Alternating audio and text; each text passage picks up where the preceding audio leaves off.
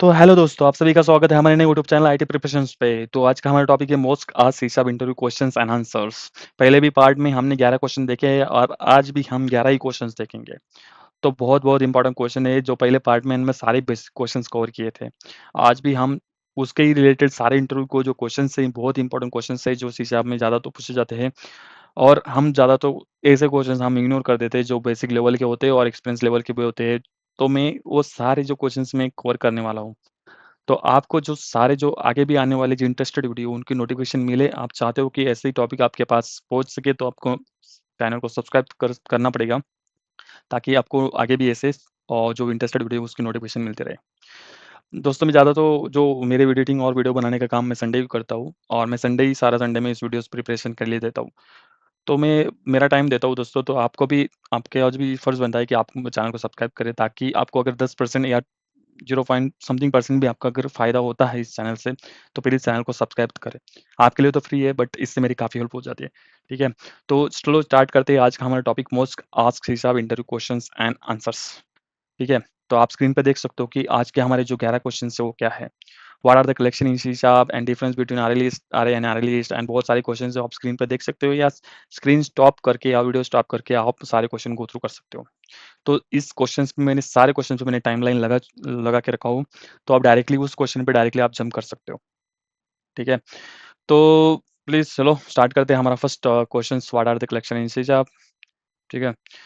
तो हमारा जो पहला क्वेश्चन है आज व्हाट आर कलेक्शन इन हिसाब, तो कलेक्शन पे बहुत सारे लोगों ने काम भी किया होगा कि कलेक्शंस क्या है ज़्यादा तो collections are special classes that are used to store and manage and organize a group of objects, unlike arrays which are how the fixed size collection are automatically grow or shrink the as you add and remove the items। पहले तो आपको पता होगा कि array fixed size का होता है और वो मतलब एक तो int वैल्यू एक तो string वैल्यू स्टोर करता है, वो लिमिटेड उसकी लेंथ रहती है, जो हम लेंथ फिक्स करेंगे वही लेंथ में वो array फिक्स करेगा और उससे ज़्यादा हम एलिमेंट ऐड करेंगे तो वो क्या करेगा, एरर देगा। तो हमारा कलेक्शंस क्या है? कलेक्शंस वो ऑटोमेटिकली हमारा जो उसका जो लेंथ है वो ऑटोमेटिकली ग्रो करता है, ऑटोमेटिकली कम करता है। जितने भी हम उसमें डेटा डालते जाएँगे वो लेता जाएगा, ठीक है? कितने भी टाइप के डेटा हो, कैसे भी डेटा हो। तो ऐसे जो कलेक्शंस रहते हैं, जो स्टोर करने का काम और मैनेज करने का काम और मॉडिफाई करने का काम करते हैं, जो अपने खुद में ऑब्जेक्ट्स में, तो हमारे रहते हैं वो कलेक्शंस। कलेक्शंस बहुत इंपॉर्टेंट रोल परफ़ॉर्म करता है हमारे सिस्टम में, क्योंकि इसमें आप कितने भी टाइप के, कैसे भी टाइप के डेटा रिकॉर्ड कर सकते हो। तो इसमें जेनेरिक और नॉन जेनेरिक कलेक्शन 2 टाइप के कलेक्शंस आते हैं। तो जेनेरिक कलेक्शन में देखें तो वो टाइप सेफ होते हैं और नॉन जेनेरिक कलेक्शन में देखें तो नॉन टाइप सेफ, मतलब वो हमारे टाइप से नहीं रहते, मतलब कौन से भी हम नॉन जेनेरिक में हम कैसे भी टाइप के हम लाइक अ स्ट्रिंग हो या इंट हो, कौन से भी टाइप का हो या बूलियन हो या फ्लोट हो, कौन से भी टाइप के कलेक्शंस आप डेटा हो आप स्टोर कर सकते हो नॉन जेनेरिक कलेक्शन में।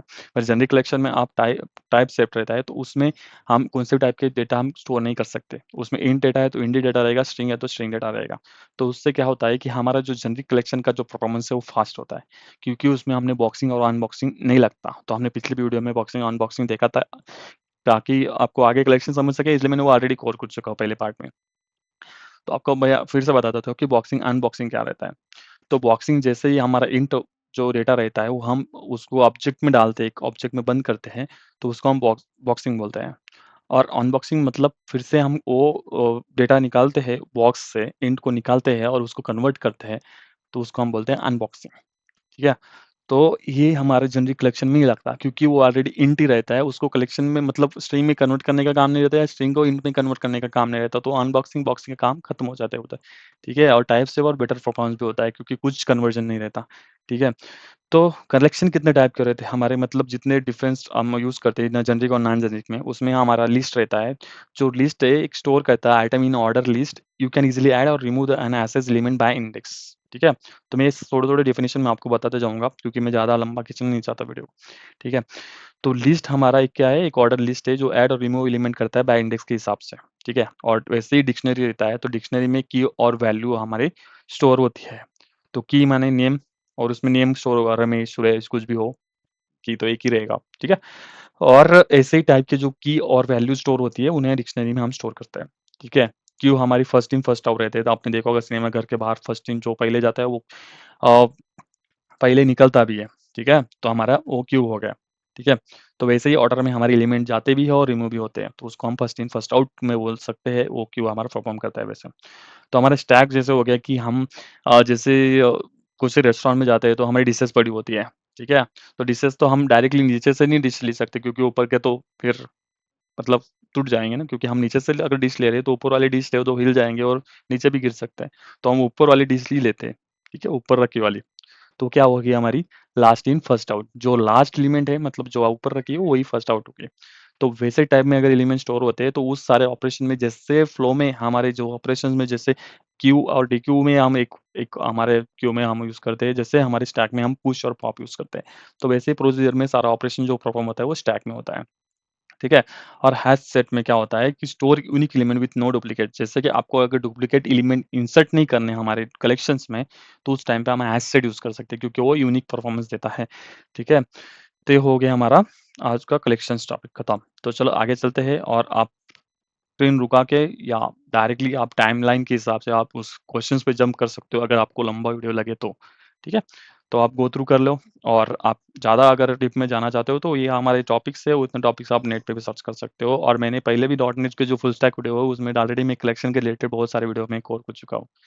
तो चैनल को सब्सक्राइब करें ताकि आपको ऐसी इंटरेस्टिंग आपको क्वेश्चंस और आपको ऐसी इंटरेस्टिंग इन्फॉर्मेशन आपको मिल सके, ठीक है? तो हमारा नेक्स्ट क्वेश्चन है what is the difference between array and array list in C sharp. तो अरे और अरे लिस्ट में क्या डिफरेंस है? In both array and array list are used to store a collection of item but there is some important difference. ठीक है, तो उसमें difference क्या है?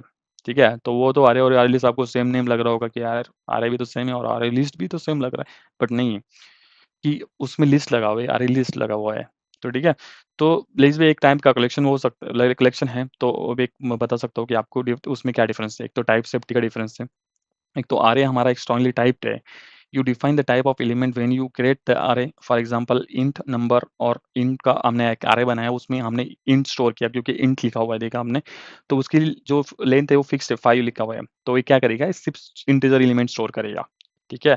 तो ये स्ट्रांगली टाइप्ड है, ठीक है?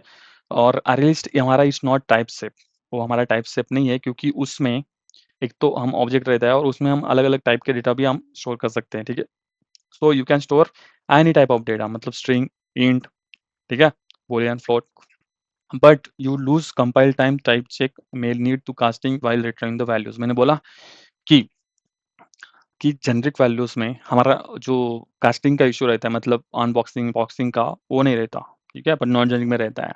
तो आर लिस्ट में क्या होता है कि हम बहुत सारे टाइप के एलिमेंट हम एक साथ स्टोर करते हैं, तो उसको निकालते भी समय हमें उसको कास्टिंग करना पड़ेगा, ठीक है ना? क्योंकि हम स्ट्रिंग और इंट वैल्यू एक साथ लेके जा रहे हैं, तो हम उस ऑब्जेक्ट को रिकवर करेंगे, तो उसको कन्वर्ट भी करना पड़ेगा स्पेसिफिक फॉर्मेट में, क्योंकि हमें एक टाइप का रिकॉर्ड नहीं मिल रहा है, ठीक है? एक तो इंट मिल रहा है, आपको इंट लग रहा है तो इंट ठीक है, ठीक है।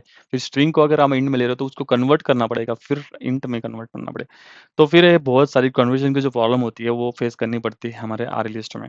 तो आरए में नहीं होता क्योंकि आपको पता है कि सारे जो एलिमेंट है वो इंट है उसमें, ठीक है? और आरए इज़ अ फास्टर, मैंने बोला, ठीक है? Array is a faster since it does not require boxing and unboxing for value type. वही सेम जो मैंने पहले बोला। Array is slower with the value type because it uses the boxing and unboxing since store the everything as object size, ठीक है? ये हो गया। Array fix size, you must define the size when you create it. Array को size fix रहती है, जब भी आप क्रिएट करते हो उसको साइज़ डिफाइन करनी पड़ती है। Array list is dynamic size automatically resize as you add और रिमूव द आइटम्स, ठीक है? Or usage modern in C sharp, we mostly use generic collection like list and T instead of array list because they can offer the type safety and dynamic sizing. ठीक है, आपको generic collection आपको पता होगा, मैंने बहुत सारे videos में जेनेरिक कलेक्शन का डिस्कस किया है एक्चुअली। जेनेरिक कलेक्शन ऐसा होता है जो हम मेथड्स में यूज़ करते हैं। तो मेथड्स में हमारे अगर हम एडिशन, मल्टीप्लिकेशन करते हैं तो अगर हम फ्लोट का भी एडिशन करते हैं या हम इंट का एडिशन करते हैं या स्ट्रिंग को हम कॉन्कैट कर सकते हैं, तो हम डायरेक्टली उसको जेनेरिक जो मेथड रहती है उसमें टास्क कर सकते हैं क्योंकि हमारा टी है ना, तो ये कौन से भी टाइप का जो एलिमेंट रहता है या इंट हो या फ्लोट हो ऑटोमेटिकली एक्सेप्ट कर लेगा क्योंकि वो जेनेरिक मेथड है। तो ये हमारी जेनेरिक कलेक्शन उसमें पार्ट आ जाता है, ठीक है? तो समरी देखो, use array when you most of number of items you and need high performance with fixed type, ठीक है? And the array list is dynamic and type shift collection, वही जो मैंने अभी ऑलरेडी डिस्कस किया है। तो आप इसमें जो 2 या 3 टॉपिक में आप जो भी आप ज़्यादा से ज़्यादा एक्सप्लेन कर सको तो वो अच्छा है, बट आप चाहूँगा कि 3 या 4 एक्सप्लेनेशन दो इंटरव्यूअर को और उसको इम्प्रेस कर लो कि आपको बहुत डिटेल में पता है इसके बारे में, ठीक है? Question 14 how is exception handling done in C sharp, ठीक है? तो हम एक्सेप्शन हैंडलिंग कैसे करते हैं हमारे सी शार्प में? तो बहुत टाइप के एक्सेप्शन हैंडलिंग करते हैं हम ऑलरेडी, बट हम स्टार्टिंग में देखेंगे कि क्या-क्या है, एक्सेप्शन हैंडलिंग कैसे करते हैं, ठीक है? इस exception handling is done using try catch finally block. It allow you to handle the errors gracefully so your program does not crash unexpectedly, ठीक है? तो हम एरर हैंडल इसलिए करते हैं ताकि हमारे जो भी कोड हमने लिखा है उसमें अगर कुछ डेटा फटता है या कुछ भी हमारा एरर या कोड में कुछ प्रॉब्लम होती है, तो हैंडल कर सके, एप्लीकेशन क्रैश ना करे, ठीक है? तो इसके लिए हम एक्सेप्शन हैंडलिंग करते हैं हमारे सी शार्प में या कोड में कुछ भी हो, ठीक है? पहले तो हमारी नॉर्मल मेथड है, जो भी हमारी ट्राई कैच मेथड है, तो हम देखो ऐसे लिखते हैं। तो देखो यहाँ पे हमने कोड डिफेक्ट कर दिया या 10/0 में अगर कुछ डिवाइड बाय 0 एक्सेप्शन आ जाता है, तो हैंडल कर देगा कैच में डिवाइड बाय 0 एक्सेप्शन जो हमारा जो एक्सेप्शन है उसमें हैंडल कर देगा और हमारा कंसोल राइट कर देगा कि you can not divide by 0 करके। और फाइनली जो मेथड होती है वो हमारी रन होती ही होती है, कौन-सी भी कंडीशन हो उसमें रन फाइनली होती है। उसमें क्या होता है कि हमारे जो भी रिसोर्सेज़ हमने लगाए हुए हैं, जो भी हमने फाइल को ओपन करके रखी है या कुछ भी हमने कनेक्शन ओपन करके रखा है, तो वो फाइनली ब्लॉक में हमारा डिस्ट्रॉय करने के लिए हमने फाइनली ब्लॉक यूज़ किया होता है। ठीक है? तो कनेक्शन क्लोज़ कर सकते हैं या फाइल जो ओपन है वो क्लोज़ कर सकते हैं और जो भी रिसोर्सेज़ हमारे जो यूज़ हो रहे हैं उसको हम डायरेक्ट क्लोज़ कर सकते हैं। क्योंकि हम वेट नहीं करेंगे कि हमारा जो हमारा गार्बेज कलेक्शन है, वो आए और उसको इरेज़ करे। ठीक है? और फाइल्स को वैसे भी हमारा गार्बेज कलेक्शन का काम नहीं है क्योंकि वो नॉन मैनेज कोड है, मैनेज कोड नहीं है जो हमारे सेलर के अंडर आता है, वो सेलर के अंडर नहीं आता, जो भी हमारे कलेक्शन वगैरह बनते हैं, तो हमें वो फ़ोर्सफुली रिमूव करने पड़ते हैं। तो वो जो भी हमारे एलिमेंट्स जो फ़ोर्सफुली रिमूव करने पड़ते हैं, वो फाइनल ब्लॉक में आने और आप डायरेक्टली उस टाइम पे भी रिमूव करना चाहते हो, तो फाइनली ब्लॉक में डाल सकते हो। ठीक है? तो ये हो गया हमारा try catch block. Try blocks can contains the code that might cause an exception. The catch blocks handles the exception if it occurs. The final block always executes whether the execution occurs or not. Using multiple catch blocks or multiple catch blocks में भी यहाँ पर error handle कर सकते हो. You can handle different exception types separately like a आप नल exception reference handle कर सकते हो, आप index out of range handle कर सकते हो, एक्सेप्शन नॉर्मल हो तो वो भी हैंडल कर सकते हो। तो डिफरेंट टाइप के कैचेज़ आप डायरेक्टली आपको पूछा जाए कि आप मल्टीपल कैचेज़ यूज़ कर सकते हो क्या आपके ट्राई के साथ? तो आप हाँ बोल सकते हो, बट उसमें भी फिर भी कंडीशन ऐसी होती है कि आप अलग-अलग कैच ब्लॉक अलग-अलग एक्सेप्शन के लिए आप यूज़ कर सकते हो। तो इसमें नल के लिए एक कैच ब्लॉक यूज़ किया है, इसमें इंडेक्स आउट ऑफ रेंज के लिए एक यूज़ किया है और इसमें नॉर्मल जो एक्सेप्शन रहता है उसके लिए अलग से यूज़ किया है। तो बहुत सारे होते हैं, आप चेक कर सकते हो नेट पे भी, बहुत सारे जो एक्सेप्शन है वो आप कैसे हैंडल कर सकते हो, तो ये हो गया, ठीक है? ओह! ओके, ठीक है। Like a third is using throw keyword. Actually throw keyword देखो हमने पीछे देखा कि यहाँ पे सिर्फ ईएक्स यूज़ किया है और 1 मिनट सॉरी यार। यहाँ पे ईएक्स यूज़ किया है और सिर्फ़ यहाँ पे हमारा एक्सेप्शन में मैसेज हमने कंसोल कर दिया, ठीक है? बट यहाँ पे हमने थ्रो कीवर्ड यूज़ किया है। थ्रो हमारा जो भी होता है ना, तो वो डिटेल्स में हमारी इन्फॉर्मेशन चाहिए होगी आपको कि क्या मेथड है, क्या फंक्शन है, क्या पता है, हमारे स्टैक में कुछ गड़बड़ है, हमारी ईफ में कुछ गड़बड़ है, वो सारी इन्फॉर्मेशन हमारी थ्रो के थ्रू हम ले सकते हैं, ठीक है? तो ऐसे देखो rethrow the original exception, do do some logging वगैरह-वगैरह कुछ इन्फॉर्मेशन बहुत सारी इन्फॉर्मेशन आपको डिटेल में चाहिए तो हम थ्रो यूज़ कर कीवर्ड यूज़ कर सकते हैं। यूजिंग कस्टम एक्सेप्शन रहते हैं तो कस्टम क्लासेस हम एक्सेप्शन के कस्टम क्लासेस है वो भी हम क्रिएट करके हमारे एक्सेप्शन थ्रो कर सकते हैं। ठीक है? तो हमारे हो गए 4 टाइप के और एक ग्लोबल एक्सेप्शन हैंडलिंग रहता है जो हमारे जो डॉट नेट कोर में आपको पता होगा कि हमने मिडलवेयर यूज़ करते हैं जो हम मिडलवेयर हमारा ग्लोबल एक्सप्रेशन के लिए भी हम यूज़ करते हैं क्योंकि हमारा जो भी एप्लीकेशन को अगर कुछ भी जो यूज़र इन्फॉर्मेशन लॉगिन कर रहा है, कुछ भी कर रहा है तो वो मिडलवेयर थ्रू ही जाता है और उसका रिस्पॉन्स मिडलवेयर थ्रू ही आता है। ठीक है? तो जो भी हमारा एंट्री पॉइंट, एग्जिट पॉइंट रहता है वो हमारा मिडलवेयर रहता है। तो हमारा ग्लोबल हम जो भी एक्सेप्शन हैंडल हम करेंगे, हम मिडलवेयर में आराम से कर सकते हैं। ठीक है? तो उसके लिए भी हम इस डॉट नेट में एपीआई में मिडलवेयर यूज़ कर सकते हैं, एक्सेप्शन फ़िल्टर यूज़ करते हैं और ग्लोबल एरर हैंडलर जो भी हमारा जो मैनुअली हमें जो भी हम कर सकते हैं, वैसे हम हैंडल कर सकते हैं। ठीक है? तो कंसोल एप्लीकेशन में जैसे हम top level try catch block बना सकते हैं और डब्ल्यूपीएफ में thread exception application dot thread exception app domain dot current domain unhandled exception तो ऐसे टाइप के different different global exception handling रहती है जो हम एंटायर एप्लीकेशन के लिए हमारा एक्सेप्शन थ्रो करते हैं तो उस टाइम पे हम हमारा 5 ऑप्शन है जो उस टाइप पे कर सकते हैं। तो इतने टाइप के सारे एक्सेप्शन हैं। तो एक्चुअली डॉट नेट भी खुद अपना एक लाइब्रेरी प्रोवाइड करता है एक्सेप्शन के लिए तो आप वो भी यूज़ कर सकते हो। तो आप ठीक है, उसके लिए भी जा सकते हो। तो बहुत सारे के एक्सेप्शन है, आप गो थ्रू कर लो। ये आप 3-4 पॉइंट आप बता सकते हो इंटरव्यू को, ठीक है? ठीक है, हमारा जो 15वां क्वेश्चन है, why do we need the ref and out keyword in C sharp? हमें रेफ और आउट कीवर्ड की क्या ज़रूरत है सी शार्प में, ठीक है?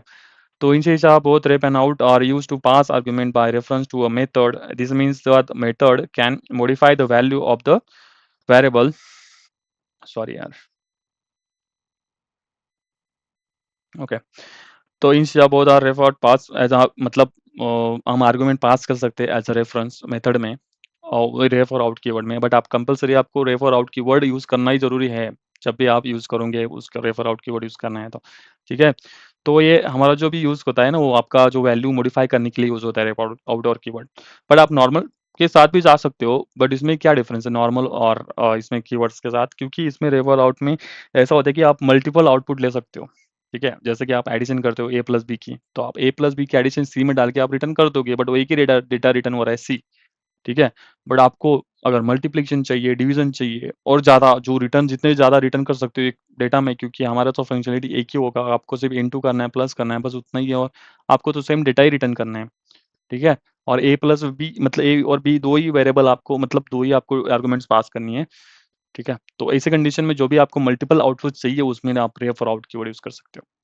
बट दोनों का एक डिफरेंस है कि रेफ को आपको कंपल्सरी आपको इनिशियलाइज़ करना पड़ता है स्टार्टिंग में जब भी आप उसको डिक्लेयर करें। और आउट को हम ना भी करें तब भी चलेगा। बट एज़ अ पैरामीटर में आप उसको आउट कीवर्ड को आपको इनिशियलाइज़ करना पड़ेगा, या उसमें जो भी मेथड हम कॉल कर रहे हैं उसमें आपको इनिशियलाइज़ करना पड़ेगा आउट पैरामीटर।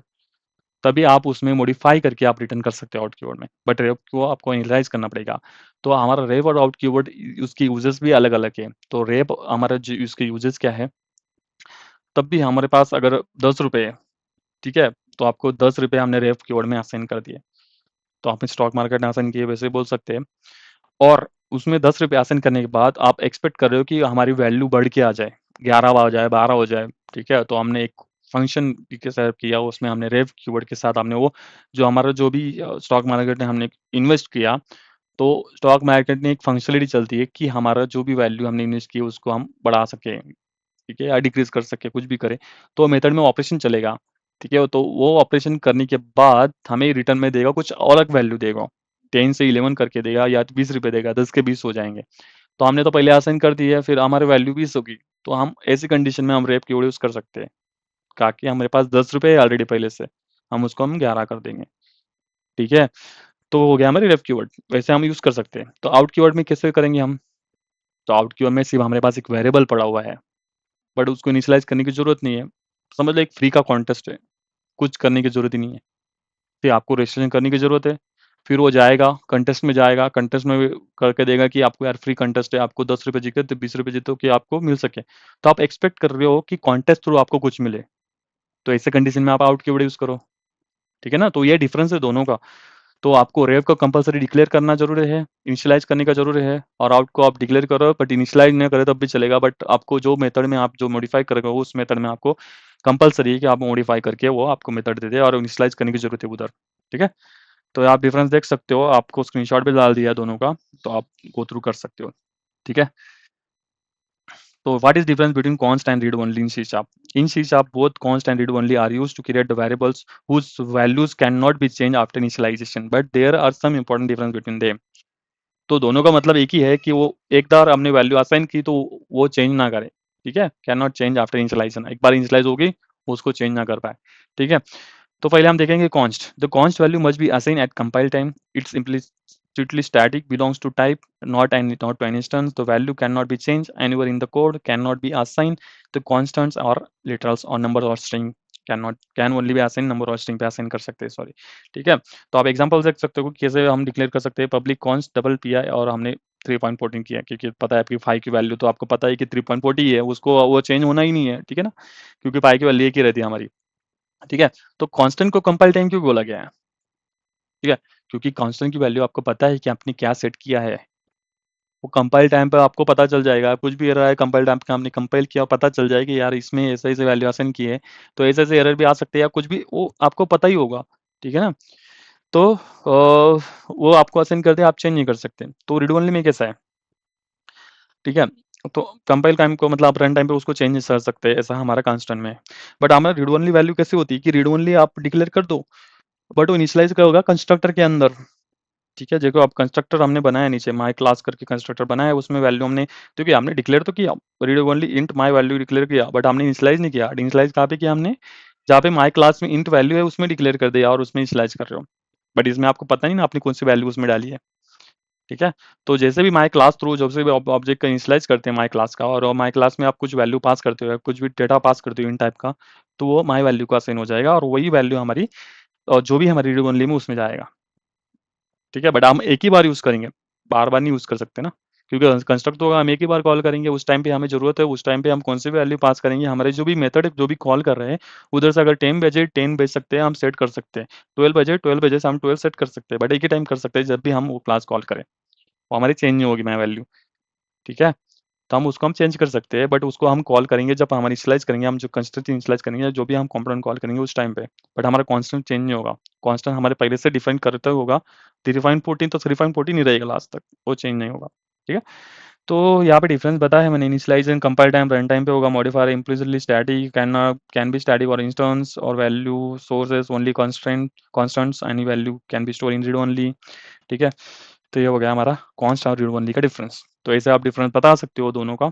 तो डायरेक्टली जो बहुत-बहुत इंपॉर्टेंट क्वेश्चन्स है, जो मैं अभी कवर कर रहा हूँ और आगे भी बहुत सारे क्वेश्चन्स है मेरे पास पेंडिंग है बहुत सारे, जो मैं एक्चुअली मेरे जो पर्सनल जो मैं गो थ्रू करता हूँ, सारे इंटरव्यूज़ में जो प्रॉब्लम फेस करता हूँ, वही सारे मैं आपको डिटेल में बताता हूँ। मैं कुछ प्रीमियम वगैरह कुछ लेता ही नहीं हूँ क्योंकि आपको बता पाऊँ। मेरा मुझे लगता है कि मुझसे कुछ आपको हेल्प हो सके, ठीक है? तो आप गो थ्रू कर लो यार सारे questions. Question 17, what is the current version of C sharp? तो आपको देखो, आप जो भी इंटरव्यूज़ के लिए जा रहे हो ना, तो आपको पता होना चाहिए कि आप डॉट नेट का कौन-सा वर्ज़न आप यूज़ कर रहे हो, आप सी शार्प का कौन-सा वर्ज़न आप यूज़ कर रहे हो या डॉट नेट कोर का कौन-सा वर्ज़न कर रहे हो। सब कुछ आपको पता होना चाहिए, क्योंकि आपको मतलब पता है, मतलब आप डीप में ज़्यादा नॉलेज में मतलब रखते हो, आपको इंटरव्यू को मतलब सामने वालों को पता हो कि आपको सारा कुछ पता है और उस हिसाब से भी आपको क्वेश्चन पूछता है, ठीक है? तो सी शार्प में रिसेंट वाला जो है ना, सी शार्प 13 है, जो भी स्टेबल है, जो डॉट नेट का, वो नवंबर 2024 में आया था। उससे पहले सी शार्प 12 है, जो 2023 में आया था। 12 और 13 आप बता सकते हो कि आप भी बता सकते हो कि आप कौन-से वर्ज़न पे काम करते हो, तो आप 12 वर्ज़न पे काम कर सकते हो, इसे बता सकते हो। बट वो डॉट नेट 8 को सपोर्ट है, तो आप याद में रख मतलब एक बात ध्यान में रखना, ठीक है? डॉट नेट 8 अगर यूज़ कर रहे हो, तो उसके साथ आप सी शार्प 12 यूज़ कर रहे हो और डॉट नेट 9 आप यूज़ कर रहे हो, तो उसके साथ सी शार्प 13 यूज़ कर रहे हो, ठीक है? तो हर डॉट नेट वर्ज़न के साथ अलग-अलग सी शार्प आप यूज़ कर रहे हो, तो स्टेबल वर्ज़न से, ठीक है? तो आप पढ़ सकते हो, ठीक है? हम कैसे चेक कर सकते हैं डॉट नेट वर्ज़न, हम कौन-सा वर्ज़न सी शार्प का यूज़ कर रहे हैं, तो वो कैसे चेक करेंगे? तो एक है कि आप डॉट नेट एचडी के वर्ज़न आप चेक कर सकते हो कि आप एग्ज़ाम्पल की अगर आप डॉट नेट 9 यूज़ कर रहे हो, ठीक है? जो भी एचडीके है, तो उसमें हम सी शार्प 13 यूज़ कर रहे हैं, ठीक है? जो भी डॉट नेट आप यूज़ कर रहे हो, डॉट नेट फ्रेमवर्क आप यूज़ कर रहे हो। तो आपको अगर वर्ज़न चेक करना है, तो आप टर्मिनल ओपन करें, कमांड प्रॉम्प्ट ओपन करके उसमें आप रन करो dot net hyphen hyphen version करके। तो अगर डॉट नेट का हाइफ़न वर्ज़न आपका अगर 9 आता है, तो आप समझ जाओ कि आप सी शार्प 13 यूज़ कर रहे हो। ठीक है? अगर आप लैंग्वेज वर्ज़न आपको अगर शिक से चेक करना है, तो आप लैंग वर्ज़न आपकी जो सीएस पोर्ज है, प्रोजेक्ट डॉट सीएस पोर्ज, उसमें आप चेक कर सकते हो। लैंग वर्ज़न में आपका जो भी एचटीएमएल बनाया होता है, उसमें आपका डिक्लेयर होता है 13.0 ऐसा कुछ बना होता है। ठीक है? विजुअल स्टूडियो थ्रू भी आप चेक कर सकते हो। Right click on your project, property में जाओ, बिल्ड में जाओ, एडवांस में जाके आप लैंग्वेज वर्ज़न ड्रॉप डाउन में आप चेक कर सकते हो। ठीक है? और उसमें ये राइट वर्ज़न कोड आप कंसोल में आप एनवायरनमेंट डॉट वर्ज़न यूज़ करके अब आप उसमें भी गो थ्रू करके आप आपका वर्ज़न चेक कर सकते हो। ठीक है? तो हो गया हमारा वो लैंग्वेज का, हम किसी हिसाब में हम कैसे करंट वर्ज़न हम चेक कर सकते हैं। ठीक है? बहुत लोगों को पता नहीं होता इस हिसाब का कि कौन-सा वर्ज़न यूज़ करें, बट बहुत लोगों को पता होता है कि आप डॉट नेट का कौन-सा वर्ज़न करते हो। ठीक है? ये डॉट नेट 8 और डॉट नेट 9 इसका मतलब नहीं कि डॉट नेट फ्रेमवर्क है, ये डॉट नेट कोर है। डॉट नेट 5 से आगे जो भी है ना, 4.7 से डॉट नेट फ्रेमवर्क का काम खत्म हो चुका है, उससे आगे डेवलपमेंट हुई नहीं डॉट नेट फ्रेमवर्क की। फिर डॉट नेट कोर जो 5 के आगे जो सारे वर्ज़न है वो डॉट नेट कोर के ही है, बट हम उसको अभी डॉट नेट फ्रेमवर्क क्यों बुलाते हैं, ठीक है? तो डॉट नेट फ्रेमवर्क और डॉट नेट कोर अभी अलग-अलग नहीं है, डॉट नेट कोर और डॉट नेट फ्रेमवर्क एक ही है, डॉट नेट 5 से आगे, ठीक है? ध्यान में रखना। हुँ, हुँ। ठीक है, what are types of classes in C sharp? Different types classes कौन-से टाइप के होते हैं, ठीक है? तो पहले हमारे नॉर्मल क्लास रहते हैं, उसको हम कॉन्क्रीट क्लासेस भी बोलते हैं। तो एक कॉमन टाइप का रहता है, can be initialised instantiated to create a object, can contain field, methods, property, events ETC हम उसमें डिक्लेयर कर सकते हैं। तो आप नॉर्मल क्लास देख सकते हो, पब्लिक क्लास क्लास उसमें हमने स्टार्ट करके मेथड बनाई है, ठीक है? तो ऐसा हमारा हो गया नॉर्मल क्लासेस। तो स्टैटिक क्लासेस होती है, तो हमारे स्टैटिक कीवर्ड के साथ जो भी हमारी क्लास मेंशन होती है, वो हमारे वो स्टैटिक कीवर्ड। तो स्टैटिक के अंदर हमारे हमेशा ध्यान में रखना कि स्टैटिक मेंबर्स ही हमेशा स्टैटिक कीवर्ड के अंदर रहते हैं, हमारे स्टैटिक क्लास के अंदर, ठीक है? नॉन स्टैटिक अलाउड नहीं है, ठीक है? कैन नॉट बी इंस्टीट्यूटेड, हम इंस्टीट्यूट नहीं कर सकते उसको, मतलब ऑब्जेक्ट क्रिएट नहीं कर सकते स्टैटिक क्लास का। तो उसको यहाँ डायरेक्टली हम क्लास का नाम लेके हम डायरेक्टली कॉल कर सकते हैं, ठीक है? Can only contain static members you use when you want to create utility and helper classes.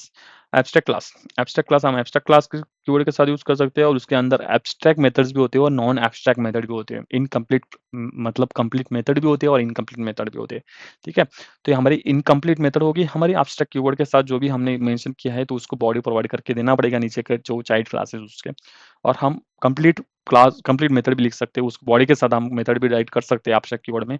क्योंकि एब्स्ट्रैक्ट क्लास में ऐसा नहीं है कि आप वो फुल्ली एब्स्ट्रैक्ट नहीं रहता, इसमें इनकम्प्लीट भी रहता है। मतलब जैसे हमारा जो इंटरफेस है वो फुल एब्स्ट्रैक्ट क्लासेस है, फुल एब्स्ट्रैक्ट प्रोवाइड करके देता है, उसमें सिर्फ हम मेथड डिक्लेयर करते हैं, बॉडी नहीं डिक्लेयर करते। इसमें हम वैसे ही हम मेथड भी डिक्लेयर कर सकते हैं with body and with declaration, जैसे यहाँ पे किया है वैसे। ठीक है, तो ये हो गया हमारा एब्स्ट्रैक्ट क्लासेस। ठीक है, सील्ड क्लास, सील्ड क्लास हम उस टाइम पे यूज करते हैं जिस उस टाइम पे हमें उस क्लास की इनहेरिट ना करना पड़े, तो उस टाइम पे हम सील्ड कीवर्ड लगा देंगे, फिर वो क्लास कहीं पे इनहेरिट नहीं होगा। ठीक है, further extension of class security performance के लिए हम यूज कर सकते हैं। पार्शियल क्लासेस है, जैसे कि हमारे पास क्लास ए है, क्लास बी है, तो क्लास ए में हमने आधी इम्प्लीमेंटेशन की, क्लास बी में आधी इम्प्लीमेंटेशन की, तो हम उसको दोनों को हम पार्शियल क्लास डिफाइन कर देंगे। तो उस टाइम पे हम जो पार्शियल क्लास है, तो लास्ट टाइम पे हम उसको एक कर देंगे, तो वो ए क्लास और बी क्लास एक हो जाएंगे, और एक ही वजह से हम क्लास ए में सारी कोड लिखते हैं, एक प्रोग्राम डॉट क्लास सी में कुछ भी हो हमारे क्लास हो उसमें सारा कोड लिखते हैं, तो उसको दो पार्ट में डिवाइड कर देते हैं, पर होता एक ही पार्ट है। ठीक है, बट उसने हम लोग डिवाइड कर दिया, पार्शियल कर दिया दोनों को, बट वो एक ही कोड है, तो उसको हम पार्शियल क्लास बोलेंगे। Allow the splitting class definition across the multiple files using the separating auto generated code by user writing the partial class, हम ऐसे डिफाइन करते हैं कीवर्ड के साथ। नेस्टेड क्लास, जैसे कि एक क्लास के अंदर अदर क्लास बना हो, तो हम उसको नेस्टेड क्लास बोल सकते हैं। ठीक है, तो हमारा 19 क्वेश्चन है, what is a constructor, what are its types. Constructor क्या है, कंस्ट्रक्टर टाइप क्या है। The constructor is a special method that is get generated called generate gets automatically called when an object of class is created. Its main job is to initialize the object state। ठीक है, पहले तो हम जो भी method हमारी directly call होती है, जैसे हमने क्लास का हमने ऑब्जेक्ट क्रिएट किया, उस टाइम पे डायरेक्टली जो फर्स्ट मेथड वो कॉल होती है हमारी कंस्ट्रक्टर होती है। तो कंस्ट्रक्टर में बहुत डिफरेंट टाइप के कंस्ट्रक्टर होते हैं, तो उसमें हम सारे टाइप्स देखेंगे। ठीक है, कंस्ट्रक्टर क्या होता है, has a same name as a class name, उसके सेम नेम क्लास नेम के जैसे ही होता है, तब भी हम जैसे क्लास का ऑब्जेक्ट बनाए उस टाइम पे वो कॉल हो जाता है, क्योंकि वो सेम एज नेम क्लास का नेम रहता है। उसके रिटर्न टाइप कुछ नहीं होता, नॉट इवन वाइड, वाइड भी नहीं होता, एक्चुअली कुछ रिटर्न टाइप नहीं होता, सिर्फ कंस्ट्रक्टर का नाम रहता है जो भी हमारे क्लास के नेम के साथ मैच होता है।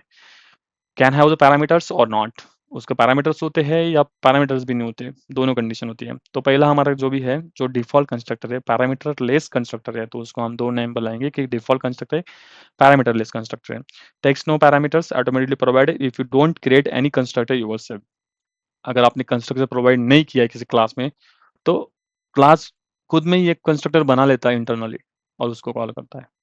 ठीक है, अगर कंस्ट्रक्टर आप बनाया भी ना, तो कॉल कर देता है ऑटोमेटिकली। ठीक है, तो आप देख सकते हो स्क्रीन पे कि एक डिफ़ॉल्ट कंस्ट्रक्टर हमारा पर्सन करके स्ट्रिंग नेम पास किया है और हमने कॉल किया है। तो सॉरी, ये हमारा हो गया सिंपल कंस्ट्रक्शन, जो भी हमारा जो पर्सन नाम हमने यूज़ किया है और उसमें नेम पास कर दिया हमने, इनिशियलाइज़ कर दिया।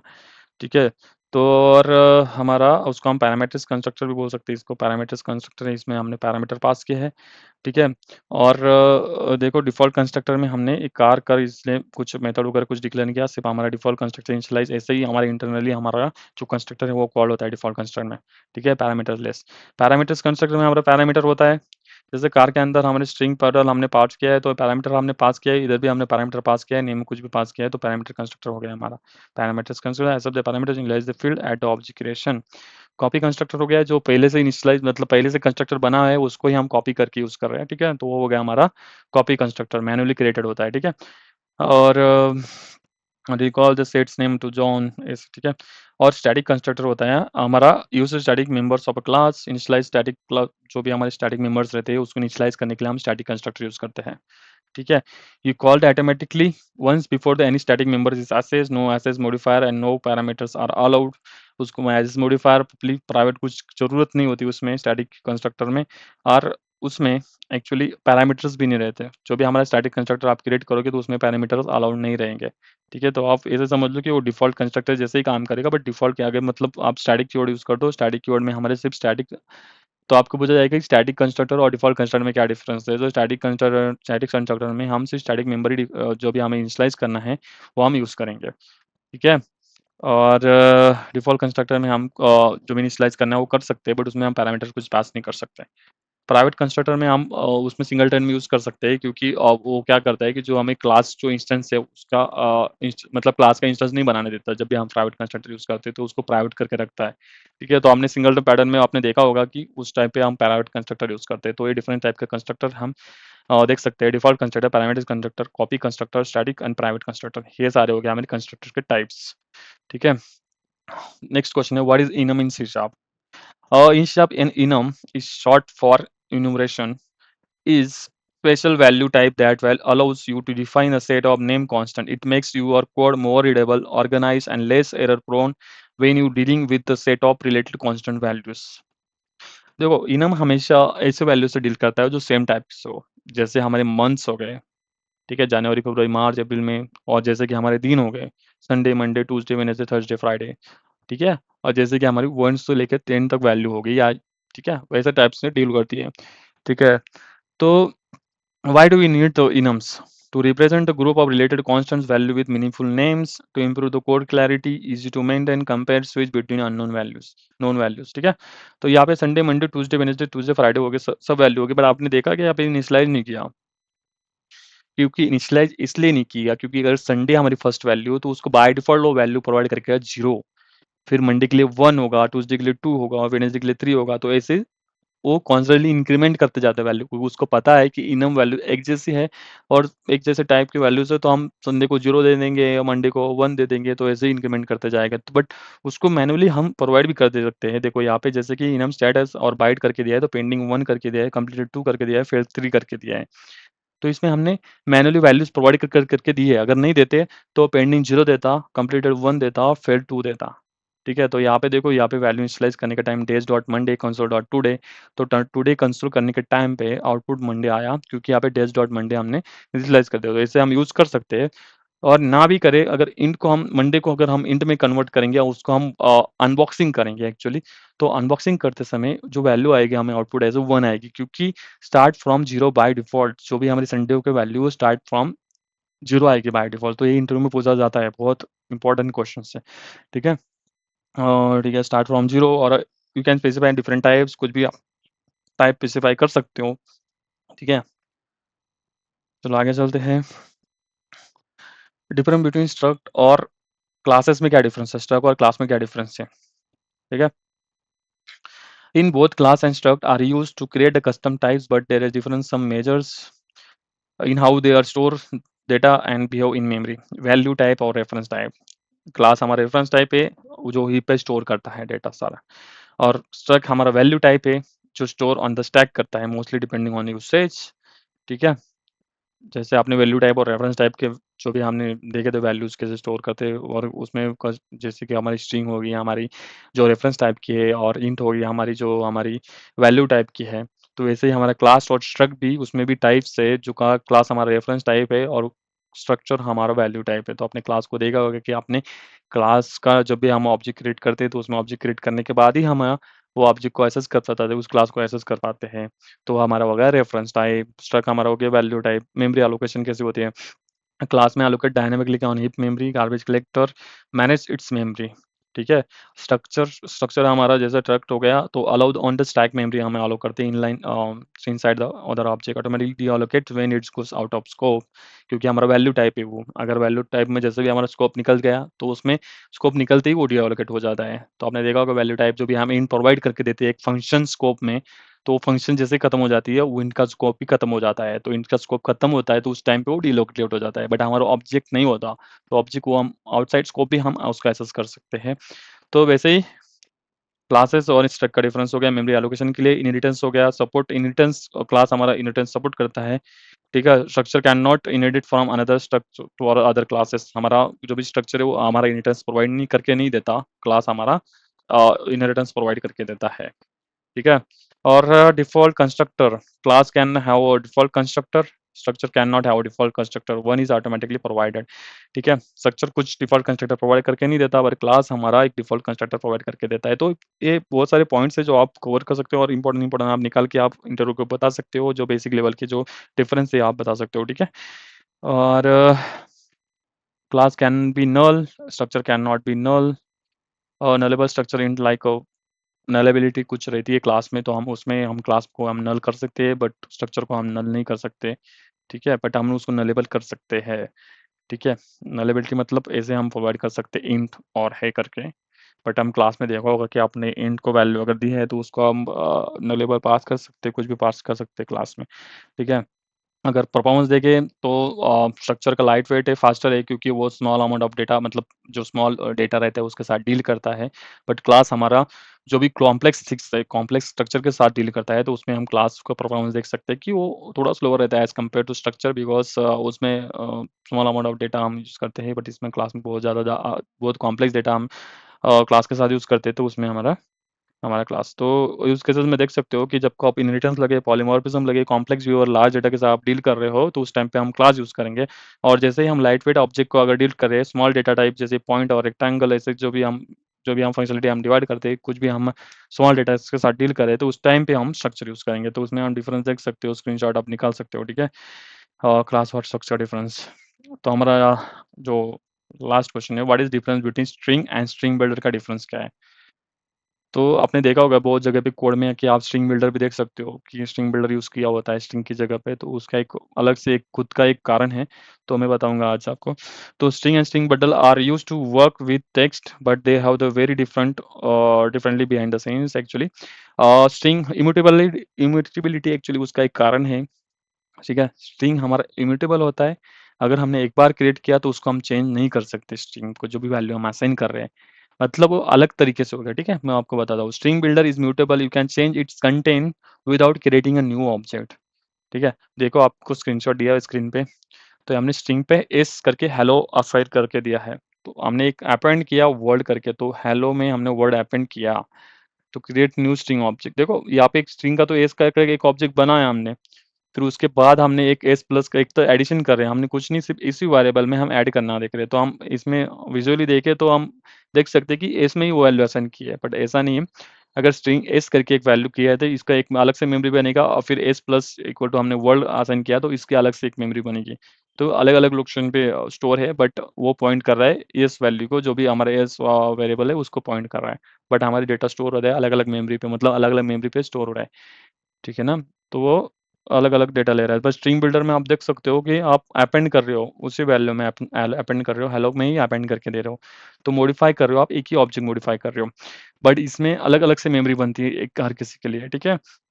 तो इसमें मेमोरी की जो मेमोरी यूसेज ज़्यादा होती है स्ट्रिंग में, और स्ट्रिंग बिल्डर में नहीं होती। स्ट्रिंग बिल्डर हमारा जो एक ही जहाँ पे जो हमारी हेलो स्टोर है, वहीं पे हमारी डेटा भी हमारा जो वर्ल्ड है वही स्टोर होगा, अलग जगह पे नहीं स्टोर होगा।